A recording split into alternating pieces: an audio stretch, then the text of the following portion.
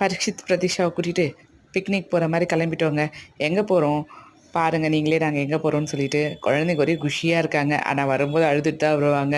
ஏன்னா அந்த மாதிரி காசை செலவு பண்ணிவிட்டு குழந்தைங்கள அழுவ வச்சு நம்மளும் அழுதுட்டு வர ஒரே இடம் தடுப்பூசி மையம். ஆமாங்க, இயர்லி ஒன்ஸ் வேக்சின் போட போகிறோங்க. இதை பாருங்கள், டாக்டர் ஃபைல். பேக்கை பேக் பண்ணுறது பெரும் பாடாக இருக்குது. பிரதீக்ஷாவுக்கு மாற்று ட்ரெஸ்ஸு, பரிசுத்துக்கு ஒரு dress, diaper, tissue, snacks, kerchief, 2 பேருக்கும் பால் புட்டி, 2 பேருக்கும் வாட்டர் பாட்டில்.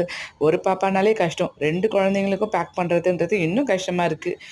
கூட்டிகிட்டு வரத்துக்குள்ளே ஒரு வழி ஆயிடுறோம். இங்கே பாருங்கள், எல்லா பேக்கிங்கும் முடிச்சு குழந்தைங்க என்னமோ பிக்னிக் போகிற மாதிரி ஜாலியாக இருக்காங்க.